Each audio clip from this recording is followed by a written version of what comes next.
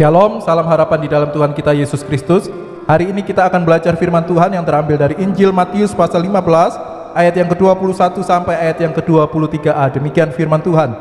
Lalu Yesus pergi dari situ dan menyingkir ke daerah Tirus dan Sidon.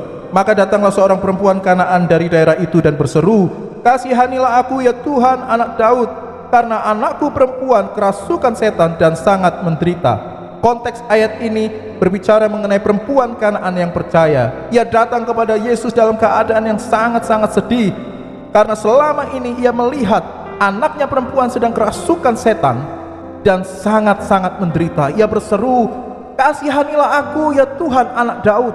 Dalam seruan ini ada pengakuan, ada pengharapan bahwa Yesus adalah Mesias yang mampu melepaskan anaknya perempuan dari penderitaan. Saudaraku yang dikasihi Tuhan, namun di ayat 23 dikatakan, tetapi Yesus sama sekali tidak menjawabnya. Dalam hidup ini, mungkin kita seringkali diperhadapkan dengan hal yang sama. Kita sudah percaya bahwa Yesus sanggup melepaskan kita dari penderitaan, Yesus sanggup menolong setiap masalah kita. Kita bahkan sudah berdoa pagi, siang, sore, malam, bahkan ditambah dengan puasa, air mata kita sampai kering. Namun pada kenyataannya, kita menemukan bahwa seolah-olah Tuhan tidak menjawab kita. Hari ini kita belajar dari perempuan Kanaan yang percaya bagaimana ketika kita diperhadapkan dengan situasi di mana seolah-olah Tuhan tidak menjawab.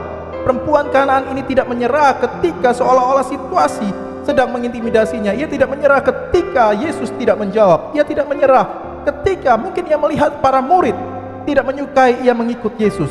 Ia tidak menyerah bahkan setelah Yesus berkata, "Aku diutus hanya kepada domba-domba yang hilang dari umat Israel." Ia bahkan datang mendekat dan menyembah Yesus. Di ayat 26 Yesus menjawab, "Tidak patut mengambil roti yang disediakan bagi anak-anak dan melemparkannya kepada anjing." Perkataan Yesus ini mungkin memutus pengharapan perempuan ini, tetapi di ayat 27 ia merespon dengan sangat luar biasa. Kata perempuan itu, "Benar Tuhan, namun anjing itu makan remah-remah yang jatuh dari meja tuannya." Saudaraku yang dikasihi Tuhan, perempuan ini tidak menyerah.